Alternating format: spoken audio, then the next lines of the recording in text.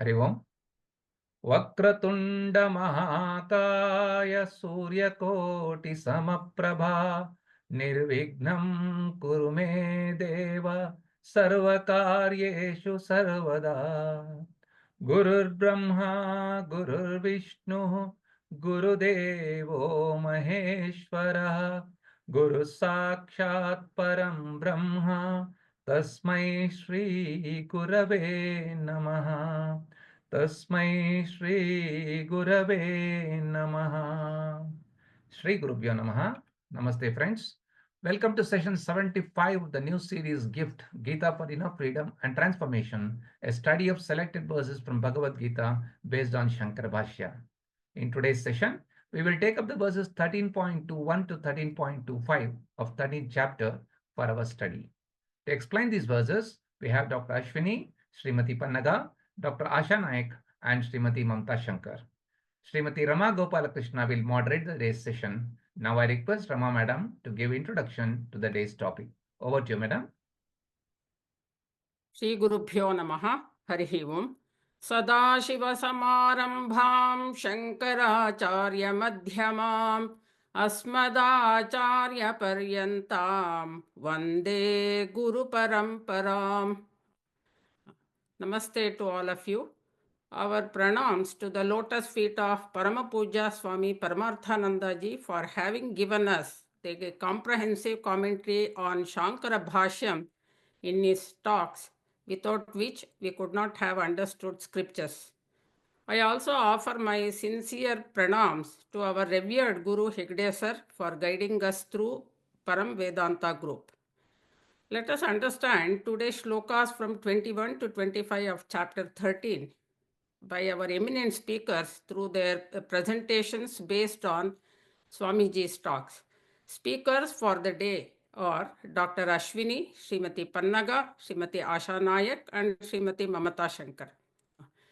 Let us recollect what we have learnt so far in the previous session. Earlier in the chapter, Sri Krishna discussed exhaustively about Kshetram, Kshetragnaha and Gnanam up to Shloka 19. From the Shlokas 20 to 24, he unfolds the relationship between Prakriti, Purusha and significance of their knowledge. Prakriti and Purusha is same as Kshetram and Kshetragnaha discussed earlier in this chapter. Purushaha is referred to as Brahman and Prakriti as Trigunatmika Maya of Vedanta. Kshetram and Kshetragnaha are at the microcosmic level after the creation, whereas Prakriti and Purusha is the pair existing as one entity before the creation without internal division of subject and object. Both have anaditvam, that is beginninglessness, and karanatvam, causality, as common factors. Prakriti is jada, the inert matter principle. Savikaraha, ever changing, and paratantraha depends on Purusha for its existence. Therefore, it is anatma. Purusha is the consciousness principle, nirvikaraha, beyond change, and it is Atma because it has independent existence. Prakriti, also known as Maya, as in Prakriti is also every object of experience, including body-mind complex, and Purusha is the experiencer. So every being is a combination of Purusha, the consciousness principle, and Prakriti, the matter principle. Atma, the consciousness that enlivens the body, mind, and experiences the world, is Jivatma at the individual level, Vyashtihi, and Paramatma from the standpoint of total or Samastihi. Both Bhokta, the subject, and Bhogyam, the objective world, existing together, play a part in any Bhoga, the experience. In any experience, Purusha contributes the subjective part and Prakriti contributes the objective part by creating conducive environment. Thus, Prakriti becomes the cause in producing Kshetram as universe, including body, mind, and senses for Purusha to experience. Thus, Karya Karana Kartrutve Prakriti is said to be the cause. After the creation of the Kshetram, The all-pervading consciousness got enclosed within the body-mind complex without undergoing any change. Purusha lends consciousness to the experience of pleasures and pains. Sukha dukkhanam bhoktrutve, Purusha is said to be the cause as an experiencer. Thus, the causality of both Prakriti and Purusha is stated in the Shloka 20.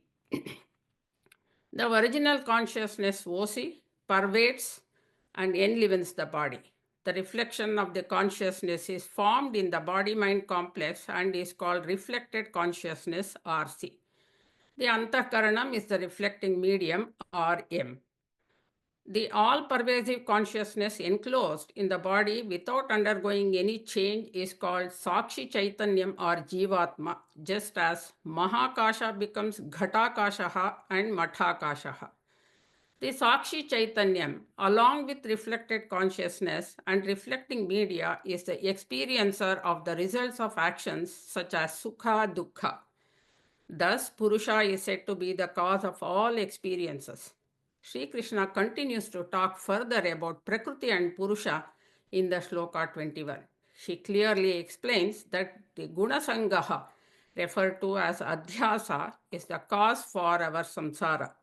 Samsara is a vicious cycle of repeated birth and death, that is, Punarapi Maranam, then Jatare Shayanam, again Jananam.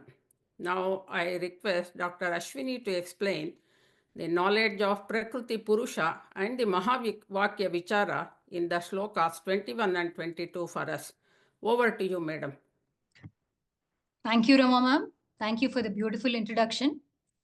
Now, in this first verse or the 21st verse, Lord Krishna is dealing with Purusha and Prakriti. Here I have written it as 22 and 23. It is a little confusion between the Bhashyam and Moolam, but the shlokas are same, so please don't get confused. So here, Lord Krishna is dealing with Purusha and Prakriti. In 13th chapter itself, Brahman is introduced in 3 different names: Purusha, Kshetragnam, and Gneyam. Prakriti can be understood as Maya. At the time of creation, Prakriti undergoes change, evolves into the entire creation body-mind complex. Whereas Purusha or the Brahman, being the all-pervading consciousness, will be available within every body-mind complex as the enclosed consciousness. So this enclosed Purusha or consciousness or Brahman alone is called Sakshi. Now, as Madam has already described, Sakshi becomes experiencer not by itself, but as a package. That is, Sakshi portion, that is the I or the witness principle, which you can also call it as original consciousness. The mind portion, Antahkarana, reflected medium. Chidabhasa portion, that is the reflected consciousness. So taking the Lakshyartha, Sakshi becomes Bhokta or the experiencer. So here we are referring to enclosed consciousness, that is Sakshi Chaitanyam as Bhokta or experiencer. Now when I am experiencing this world, body, mind, emotions, the various Sukha, Dukkha, Moha, the attributes of mind and body are transferred to Sakshi. And we tend to claim that attributes of Prakriti or identify with the Prakriti, which leads to samsara. What we tend to do is the 2 blunders. The first one is identification with Prakriti. This is also called as dharmi adhyasa or Prakriti abhimana. Second one is claiming Prakriti attributes as my own. Prakriti guna abhimana or dharma adhyasa.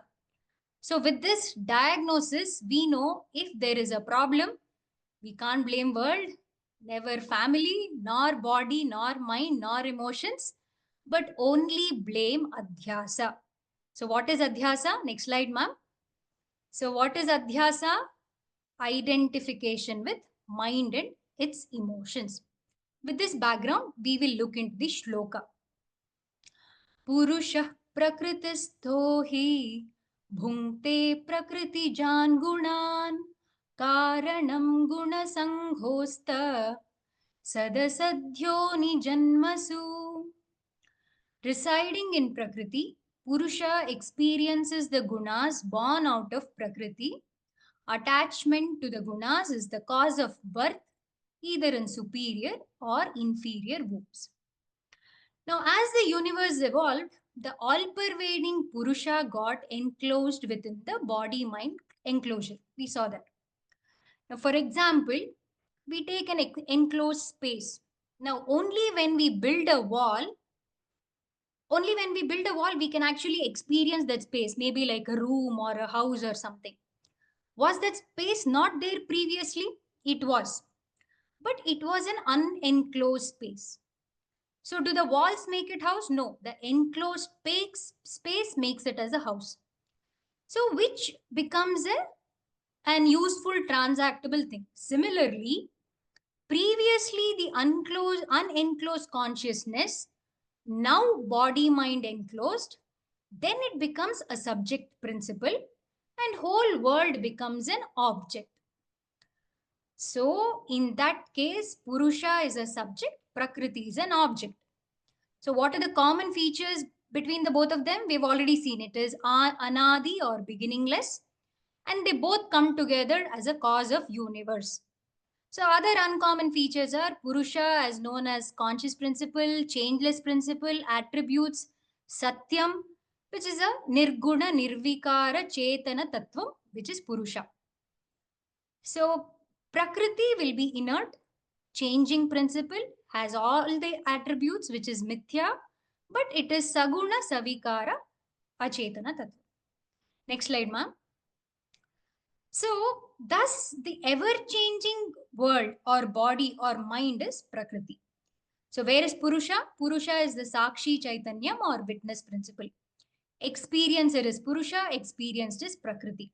So when you say I am a seer, hearer, etc., the body-mind complex used as instrument also is mistaken as subject.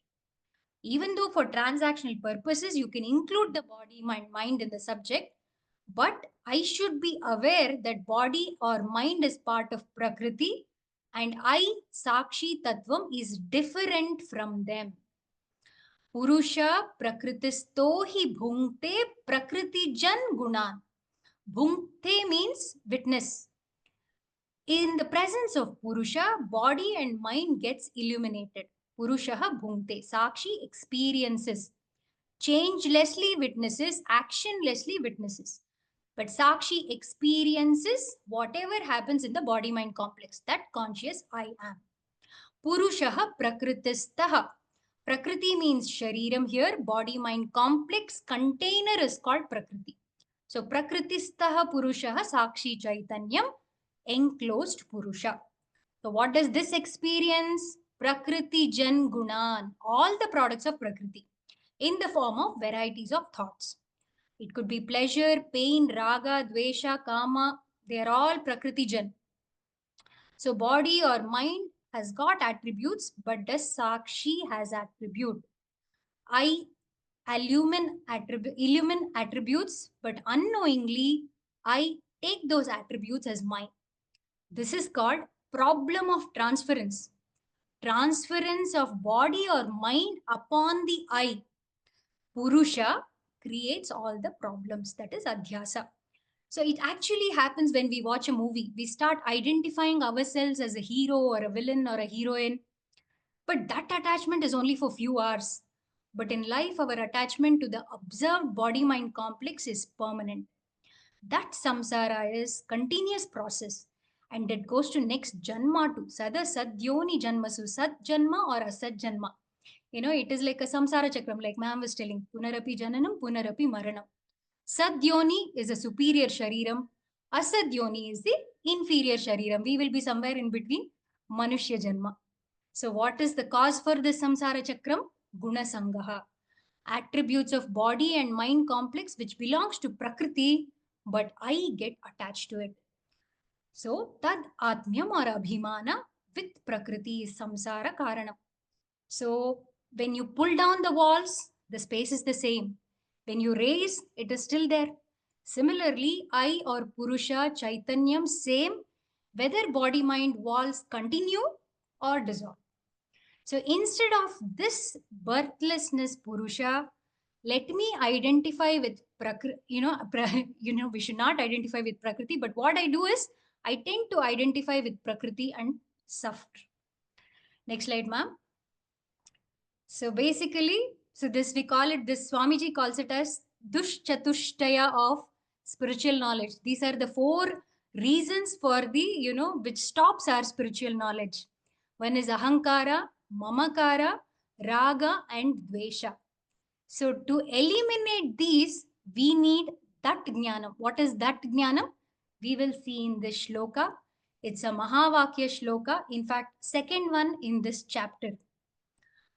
उपदृष्टाननुमन्ता च भर्ता भोक्ता महेश्वरः परमात्मेति चाप्युक्तः देहेऽस्मिन् पुरुषः परः. Every word is the description of Atma in the shloka. Why is this a Mahavakya? Because experiencer Jivatma obtained in this body is Paramatma. The experiencer Jivatma is none other than the creator Paramatma. Hence it is a Mahavakya because it is Jivatma Paramatma Aikya Bodhaka Vakyam. So we will just see word by word meaning for this shloka. Para Purusha, the supreme Purusha, Asmin Dehe, in this body, Uktaha iti is said to be Upadrashta, the proximate body witness, Anumanta, the permitter, Bharta, the sustainer, Bhokta, experiencer, Maheshwaraha cha, the great Lord, Apicha Paramatma, and the supreme self. So in fact, Lord Krishna is training us to disidentify with Prakriti enclosure and learn to identify with the Purusha, the enclosed Nirguna Nirvikara Satya Chetana Tattva. Para Purushaha. Paraha means it is free from all limitations. Consciousness is present everywhere, whether it is inside body or the outside body. In the next slide, we see meanings for other the attributes of Atma, or the words that describe Atma. The first one is Upadrashta. Shankaracharya ji gives Adi Shankara gives 3 meanings to 3 interpretations to this Upadrashta.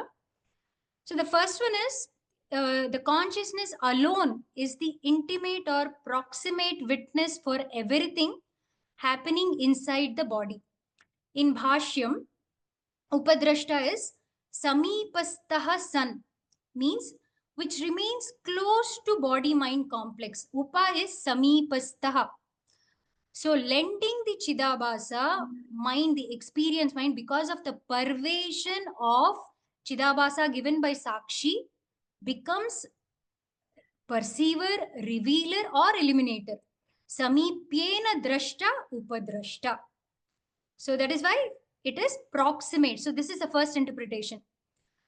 Proximate witness. The second interpretation is, if you look at body-mind complex, so you can actually, in the evolution of the Prakriti, Deha is the outermost body, if you can just imagine that way. Then is your Chakshuhu, all the sense organs. Manas, Buddhihi, Atma. So, Deha, Chakshu, Mano, Buddhi, Atma. This is an observer. Atma is an observer because of Chidabhasa pervasion. Deha is an entire organ. Then the Indriyam, organs of touch, pervades as well. So Chakshuhu, like I said, sense organs, Mana, mind, Buddhihi, intellect, Atma, Sakshi. Among them, Bahyodrishta, which is Deha, which is outermost observer. Sakshi, which is closest to me, Atma Drishta, experiencing Atma or Sakshi, Atma Sakshi. There is no one other than Atma, which is the interior observer, innermost observer. So here also, this is another meaning. This is another interpretation, innermost. First one was proximate, this is innermost observer. The third interpretation is Upadrashta. Here, Adi Shankara gives it with an example of Yagnopadrashta. It's actually a jargon used in Vedic ritual. one who is performing a homa. So whenever people are performing homas, there will be a couple who will be doing a sankalpa. Then we will have purohitas from all the four Vedas. So they are called Hota, Advaryu, Udgataha, and then Brahma. Now here Brahma happens to be the one who is actually an Yagnopadrishta. He is seeing this Homa from a very close quarter, and he is supposed to see, watch them and correct them if there is something goes wrong. So in fact, he is a Sarva Drishta. He is seeing everything entirely. Okay, Sarva is entirety, Sarva Drishta. He is seeing other Ritvikas or Purohitas perform this Homa. So Sarva Vishayi Karanat Sakshi. So another, Upama which is given to Sakshi is Sarva Vishaya Karanat Sakshi. One which knows entirely, one which gives that entire meaning. Previously it was proximity. Now the emphasis on entirety. So he is the supervisor for all the seers. As Yagnopadrishta is Brahma is a supervisor for all the people who are performing Homa. Similarly, Atma is a supervisor for all the seers. Next slide, ma'am. The next one is Anumanta. Anumanta also has three interpretation. Anumanta basically means one which blesses the activities of Prakriti. Atma is the one which blesses the activities of Prakriti, whatever the body and mind does.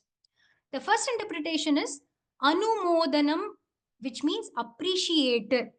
Like, for example, the presence of electricity, the light or the fan, it is all working. Similarly, with the consciousness, it helps all the organs to do a particular function. It is also doing a good function. So, Anumodanam, appreciator. The second interpretation, Atma gives permission to all the organs to do their job. It is like more like a silent permitter. Whatever you do, Atma gives permission. The third one is Svavyapareshu Pravritan, which means non-stopper, which means if you are a pickpocketer or somebody who is doing a wrong thing, even then it does not stop. It's like a non-stopper. It still continues to give the permission. It still continues to bless you. Okay, whatever karmendriya is doing, whether it is wrong or right, it continues to bless and it does not withdraw the chidabhasa. So that is, these are the three interpretations for Anumanta.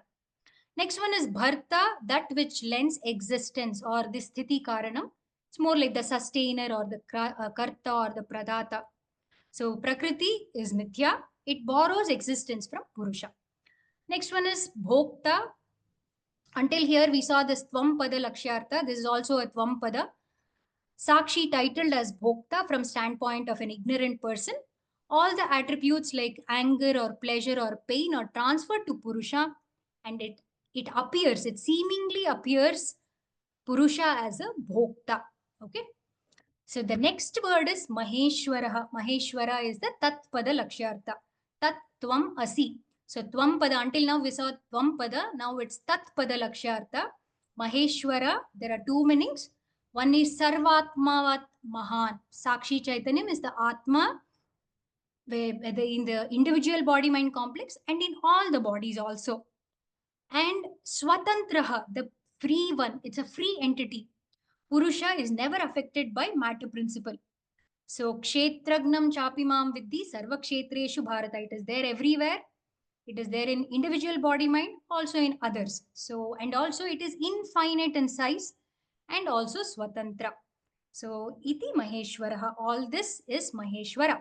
So, when I learn to separate myself from Prakriti and its attributes, I, the Jivatma, get the name Paramatma. So, attributed ignorant I is Jivatma, attributeless wise I is Paramatma, Jivatma equated to Paramatma. Hence, this is a Mahavakya. Hari Om Shri Gurubhyo Namaha. Thank you very much, madam, for the lucid explanation of shlokas 21 and 22. Although everything you have explained in detail, I would like to focus on two words in the shloka 21, that is Gunasangaha and Prakrutisthaha. These are the very important words and it has a lot of significance. Gunasangaha causes samsara in two phases, avidya and adhyasaha. Avidya is ignorance of the real nature of the self. It is the indirect cause of samsara. Whereas adhyasa is taking the body as the self, termed as ahankara, and taking emotions as mind, known as mamakaraha. It is the direct cause of samsara. So avidya is the indirect cause of samsara, and adhyasa is the direct cause of samsara. The second word is the prakrutisthaha. Prakrutisthaha is sakshi identified with the body-mind complex, which creates ahankara and mamakara. Therefore, samsara chakra begins. Chain of claiming kartrutvam and bhoktrutvam, that is doership and enjoyership. Therefore, doing papa punya karmas.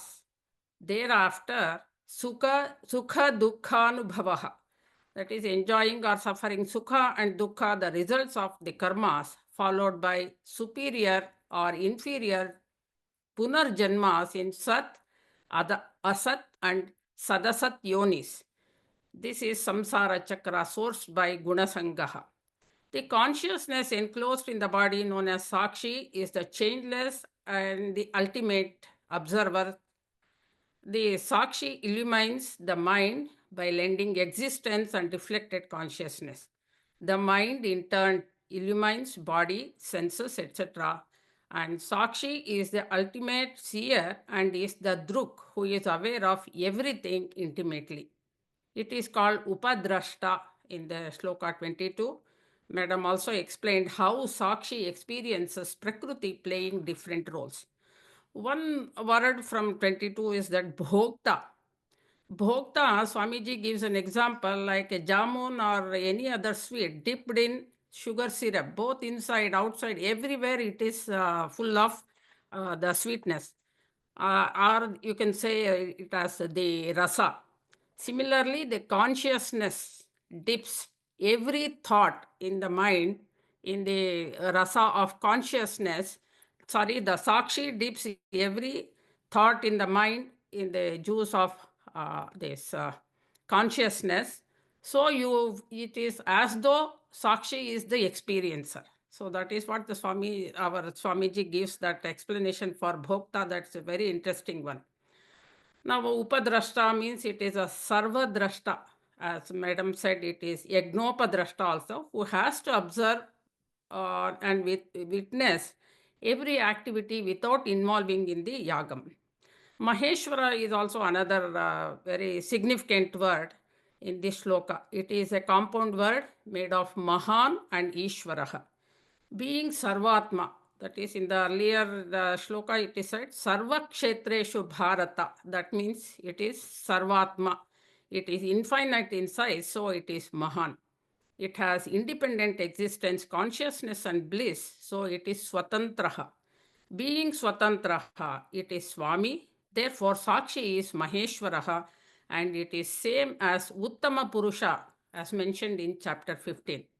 The word Maheshwaraha reveals the essential oneness of Jivatma and Paramatma. So with this sloka, Sri Krishna concludes the discussion of the final pair Purusha and Prakriti. In the in the shloka 23, Sri Krishna talks about the benefits of the discrete knowledge of Prakriti and Purusha. Only their gnanam, described earlier in this chapter, can remove the samsara. The karmas of a gnani are compared to roasted seeds. They are experientially available but unable to germinate. Similarly, gnani's karmas being burnt by gnanagnihi does not result janma in any yonihi. Gnanagnihi results in karma abhavaha, in turn leading to janma abhavaha. The gnanam culminating in realization of the self naturally removes the samsara. Pannaga madam will help us to understand the significance of this Prakriti Purusha knowledge in the shloka 23. Over to you, madam. Thank you, ma'am. Harihi Om Shri Gurubhyo Namaha. Chanting the words. Ya evam veti purusham prakritim cha gunaihi saha sarvatha vartamanopi na sabhuyo bhijayate. Let us see the word meaning. Saha yaha, he who evam veti, thus knows, Purusham, Purusha, and Prakritim, Prakritim, Saha gunaihi, along with the gunas, na abhijayate, is not born. Bhuyaha, again, Sarvatha api, in whatever manner, Vartamanaha, he lives. So he who knows this Purusha and Prakriti along with the gunas is not born again in whatever manner he lives. This is the Falashruti of understanding the difference between Prakriti and Purusha. Having this Viveka helps us identify that I am the free Purusha, the unlimited, eternal, infinite Purusha. And it is this understanding that all limiting attributes belong to the Prakriti or the matter principle alone. So this identification with the Atma frees me from the burden of samsara, because all the limiting attributes belong to Prakriti, and these limiting attributes are the ones that cause samsara. When I'm bound to my body and mind and all the other interactions that I engage in this world. So when I identify with the Atma or the Purusha, does the world change? No. The world continues as it is. I continue to function through my very same body and mind. But I am no longer affected by it because I don't identify with it. The difference is in cognition. It is not any physical difference. Nothing changes in my body and uh, in the mind, yes, there is understanding. In the intellect, there is understanding. But physically, there is no difference in the world, in the people around me. But this understanding gives me the knowledge that what I'm seeing is a rope, that the rope is a rope is a rope. It is not the snake, which causes bhaya and samsara. So this Gnani, after gaining knowledge of Prakriti and Purusha and identifying with the Purusha and disidentifying with the Prakriti, attains Jivan Mukti while living and Videha Mukti after death. This is the phalam of this knowledge. This is a very simple verse to just illustrate it. We are trying to see that the attributeless I is what pervades every single one of the uh, objects and beings that we see in the world. So this world is full of attributes. It's full of nama rupa. Like we see in this photo, we have people of different races and color and shapes and sizes. But what does Adi Shankara say in his Nirvana Shatkam?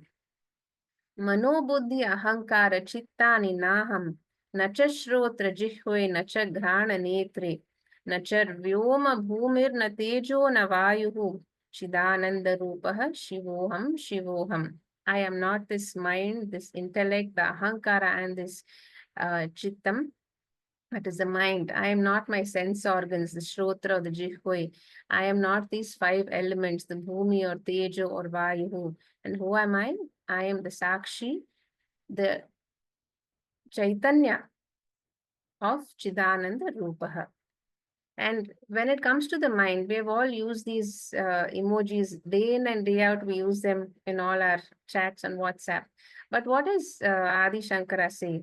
That name dvesha ragau, name lobha mohau, mado naiva me naiva matsarya bhavaha, na dharmo na chartho, na kamo na mokshaha, Chidananda Rupaha, Shivoham, Shivoham.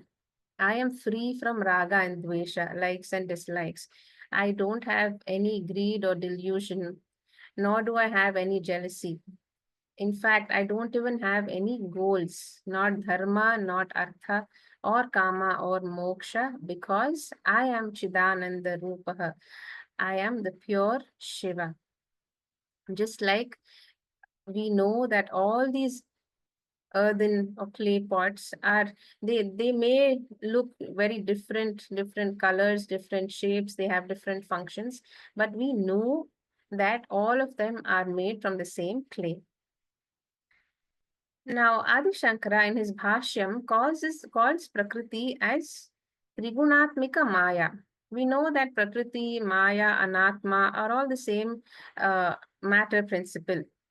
So the nature of Prakriti is these three gunas, Sattva, Rajas and Tamas. And he says, Avidya Lakshanam Gunaihi, Avidya Lakshanam Gunaihi, Swavikaraihi Saha Prakritim Veti. So due to Avidya, all the Lakshana of the Prakriti, and what are the Lakshanas of the Prakriti? That is Sattva, Rajas and Tamas. And they are always Swavikarahi. Their very Swabhava is change. And because this entire cosmos is matter only, it is the whole cosmos is changing, ever changing. The one who knows this Maya or this material world as Mithya, he knows. Now, Maya is the potential to manifest, and Maya's products is the actual world that we see, that this entire Drishya Prapancha. So we know that that our body, mind, and the world around us is Mithya. When this knowledge is internalized, we attain moksha. This is the uh, meaning of this verse. And what are the different ways in which we can remember that I am the Sakshi? It is Sarvatha Vartamano Api. That is all the roles that we play from the moment we are born. So I am born as a son or a daughter or a grandson or a granddaughter. Then I become a mother. Then I am a wife. Then I pursue a profession. I become a doctor or I am an engineer.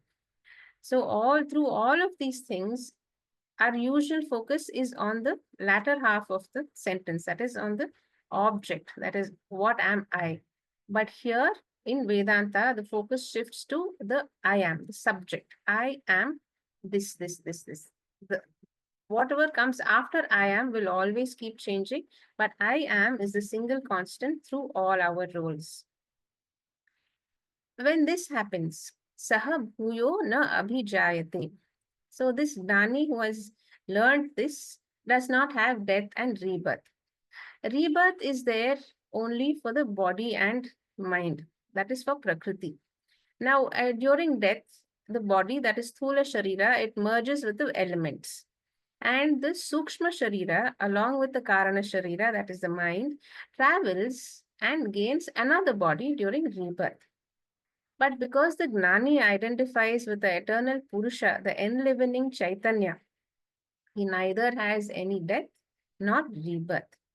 So he attains Jivan Mukti while alive, that is liberation from all mental disturbances, and Videha Mukti after death.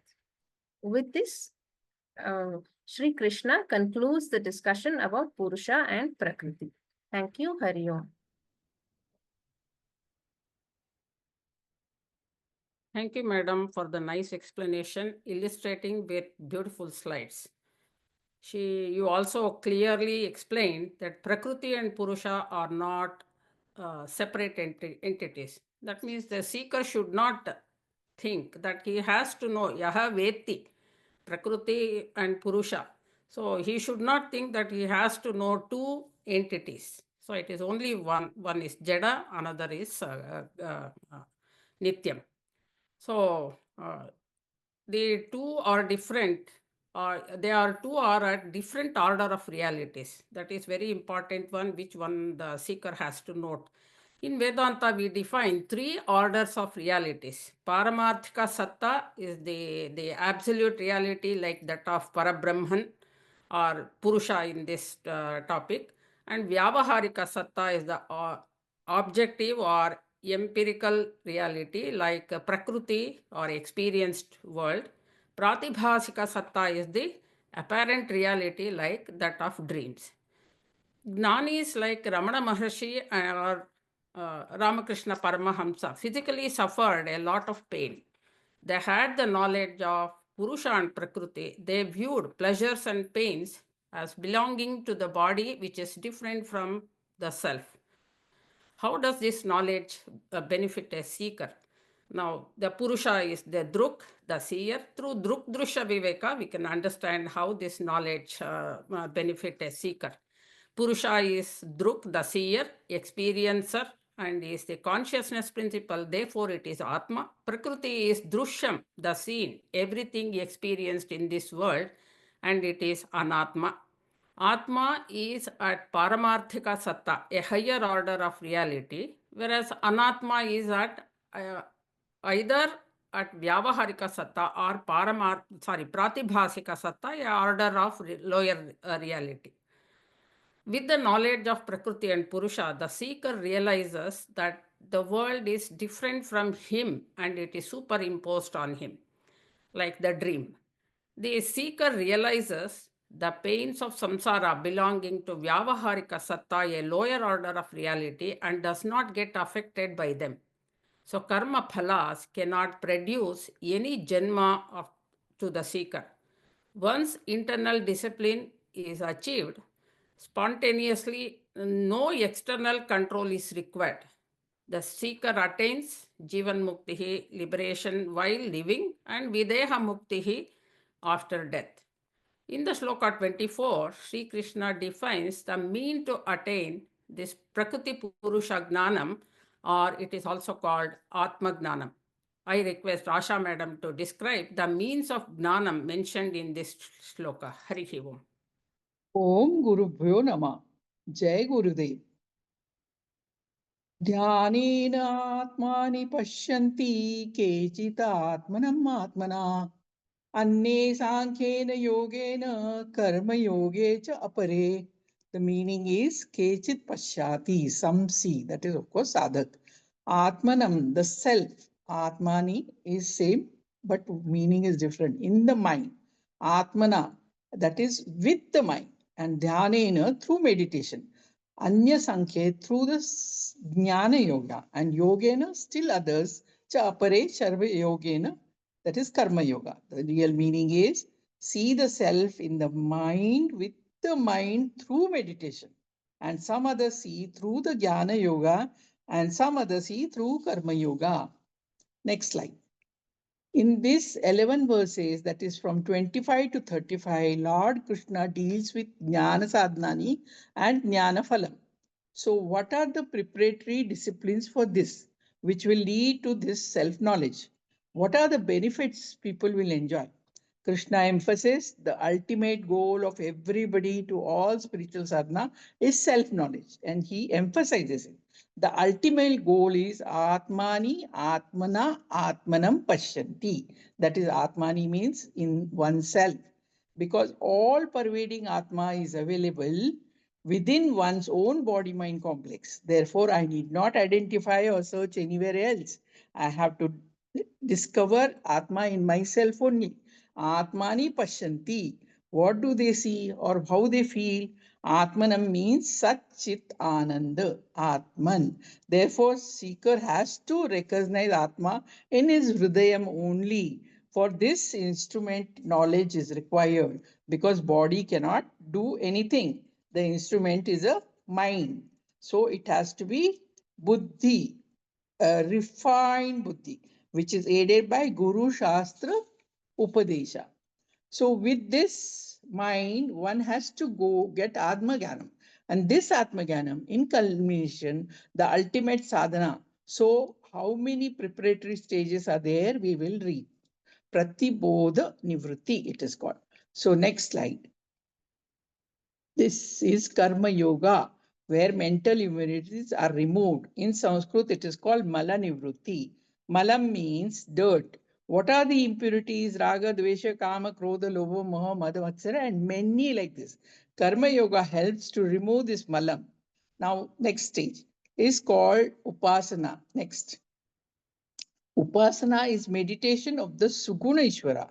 Suguna Ishvara is God with attributes or glories. Upasana helps in removal of obstacle, which is called Vikshepa. Otherwise, Bahirmukhatvam or restless mind makes it harmonized mind and helps giving a focusing capacity. The extrovertedness mind goes inwards, and the Vikshepa Nivritti means removing Vikshepa. Next, third stage is asmananam, asking myself whether I am convinced of the teaching given by teacher and scripture. Am I intellectual satisfied? Because knowledge should convince intellect. As long as there are doubts or reservation, that doubt becomes obstacle. Doubtful knowledge is as good as ignorance. Mananam is by raising all questions and finding answers, inquiring ourselves or with the help of Acharya. The benefit of this is samshaya nivrutti, converting knowledge into conviction, removal of intellectual obstruction.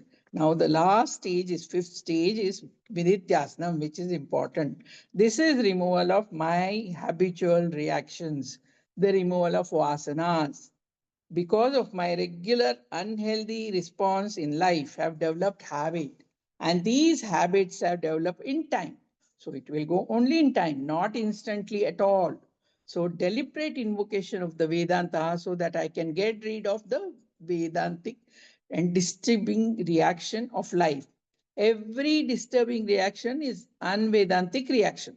So, example, anxiety, frustration, self-pity, sense of security, fear, attachment, all of them are unhealthy vasana. So, this removes viparati nivrittam or vasana nivritti, and that is called nididhyasana. Next, everybody has to go through all the 5 stages. There are no optional stages. They're all of them compulsory to all. But suppose person has to go first and second stage long time and he dies before that. So what happens when he is born again? Does he have to start again? No. He is born as a prodigy and he can start from the A. No repetition. Hari Om. Hari Om. Thank you very much, madam, for the nice explanation. You distinctly brought out the contextual meaning of the word Atma. It indicates Atma as a karma, karana, and also kartru. So now what is the significance of Gnanam? Why one should attain Gnanam? Agnanam causes Jiva Bhavaha and triangular format. Freedom from this Agnanam is moksha, not freedom from karmas. Puja Swamiji explains that moksha is eka sadhana sadhyam. That is, and Gnanam is the only means to attain moksha. The ultimate goal of any spiritual sadhana is Gnanam. But then what is Gnanam? Gnanam is, Swamiji defines Gnanam as Prakriti Purusha Vivekaha or Guru Shastra Upadesha Janya Gnanam. The knowledge attained only through teachings of scriptures and an eminent Guru. Gnanam is, and also Swamiji says, Gnanam is Aneka Sadhana Sadhyam. That means Gnanam can be attained by many sadhanas combining sequentially. Adhikaris or seekers are classified into Manda, Mandatara, Madhyama, and Uttama Adhikaris based on their Gnana Yogyata, that is the preparedness for Gnana Yoga. Swamiji makes an important point to note about Dhyanam. Generally, we think Dhyanam is just physically remaining motionless. And he says, but mentally also we should be remaining motionless. So Shankara Bhashyam mentions about a Laukika sentence. We say Baka Dhyanam. So the Baka Pakshi stays in water motionless for a long period, but it is for a different purpose. And also in Chandogya Upanishad, there is a statement quoted that is Prithvi dhyayate iva, then Parvataha dhyayate iva. The Mother Earth or mountain remains motionless and looks as though meditating. So dhyana, important point is mental thoughts also should be, mind also should be in a motionless state. Now, Srimati Mamata Shankar will explain the Shloka 25 in which Mandatara Adhikari also has a means to attain Gnanam. Over to you, madam. Shri Gurubhyo Namaha. Chanting the verse 13.25, Anye Tvevamajanantaha Shrutvanyebhya upasate Tepi Chatitarantyeva Mrityum Shruti Parayanaha. The literal meaning of this verse is, not knowing this, some others pursue, that is self-knowledge, by hearing from others. Being committed to listening, they also definitely cross over mortality. The next slide. The essence of Vedantic teaching is ultimate truth is non-dual Brahman, which is of the nature of infinite existence, consciousness, bliss, and that is our essential nature. Ultimate goal of all our spiritual sadhanas is trying to realize our true nature. In other words, ultimate goal is self-knowledge. Scriptures prescribe sadhanas like Karma Yoga, Upasana Yoga, and Jnana Yoga to attain the ultimate goal. In the next slide, Krishna in this verse points out that Vedanta Shravanam need not necessarily be the study of the original scriptures themselves. Rather, it stresses on the content of the teaching. Therefore, if there is a guru who does not teach the Prasthanastrayas, the foundational texts of Vedanta consisting of Gita, Upanishad, and Brahma Sutra, or even Panchadashi, etc., but the Guru takes the essence of all these books and presents in a different language, in their own language, maybe English or some other language, that is also fine. Vedanta only refers to the content teaching or teaching the essence of Vedanta. That is, you are that non-dual Brahman. In the next slide, looking at the verse now, Anyetu, there are some other people. Evam ajanataha. They do not gain the knowledge through the original scriptures. They might not study the Prasthanastrayas consisting of Upanishad, Gita, and Brahma Sutra. Then what do? Anyebhya shrutva upasate. Seekers go to some gurus who has studied the original texts, that is, the guru who is a gnananishta, that is, who has self-knowledge and firmly established in self, and who is capable of paraphrasing, arranging, and systematically communicating in any language that the student can grasp. And the seekers follow the sadhana of understanding and then assimilating the knowledge of the self. In the next slide. So what this means is you gain the knowledge through any source. Source is not important. The content is important. Content should focus on core Vedantic teaching, that is non-dual Brahman is the ultimate reality. And that is our essential nature. Even in our regional folk songs, there is Vedanta.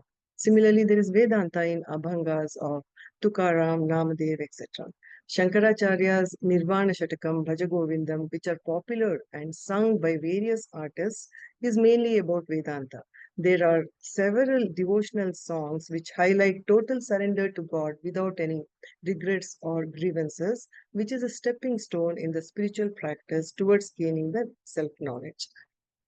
In the next slide, Krishna says, Te api, even the seekers who are not exposed to scriptures, who are Shruti Parayana.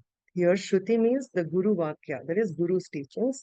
So, Shruti Parayana means Guru Vakya Shravana, listening to the teachings of the Guru.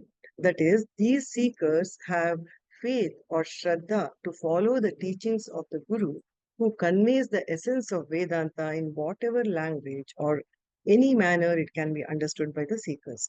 Such committed seekers also mrityum chatitarantyeva, certainly cross over mortality or samsara, that is, cycle of birth and rebirth.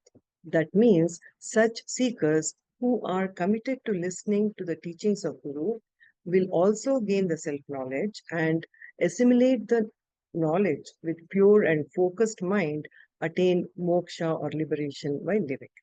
In the last slide, let me conclude the talk by chanting the first verse of Nirvana Shatakam, which conveys the core Vedantic teaching. Mano buddhyahankara chittaninaham nacha shrotra jivhe nacha ghranda netre nacha vyoma bhumir natejo navayuhu chidananda rupaha shivoham shivoham. Neither am I the mind nor intelligence or ego, neither am I the organs of hearing nor that of tasting, smelling or seeing, neither am I the sky nor the earth, neither the fire nor the air. I am Shiva, the supreme auspiciousness of the nature of consciousness bliss. I am Shiva, the auspiciousness. Thank you, sir. Hari Om. Thank you very much, madam, for the beautiful slides as usual. Now, in this shloka, Sri Krishna prescribes Bhakti Yoga for Mandatara Adhikaris, For various reasons, they are not able to accomplish the scriptural knowledge. So, frequent Shravanam of Guru Upadesha based on the scriptures, listening with Shraddha Bhakti is also a means to progress in their spiritual life. Everyone is eligible for moksha through Gnanam. Gnane sarvam adhikaraha, says a statement in scriptures. The gopis of Brindavana neither had scriptural knowledge nor keen discrimination, that is Viveka. Their Shraddha, Taila Dharavat Bhakti, the deep devotion, unconditional and extraordinary love towards Sri Krishna made them to attain him. So, the key takeaways for the day, what we learned today is Purusha, Prakriti together cause any experience. Gunasangaha, the delusion, is the base for various births of jivas.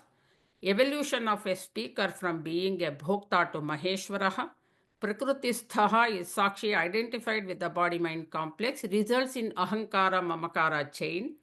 Karma Yoga prepares the mind for mind with Chitta Shuddhi. Sankhya Yoga strengthens the mind. Bhakti Yoga unites the Jivatma and Paramatma. Dhyana Yoga refines the intellect and makes luminous. A Gnani perceives Purusha is Satyam. A Gnani perceives Purusha is Satyam, Prakriti is Mithya, and he realizes Swaswarupa is same as that of Brahman. So this supports the Vedantic statement from an Upanishad which says Brahma Satyam Jagan Mithya Jivo Brahmaiva Naparaha. Harihi Om. And in the next session, we will be studying few more slokas of this chapter in continuation. Namaste to everyone. Harihi Om. Shri Gurubhyo Namaha.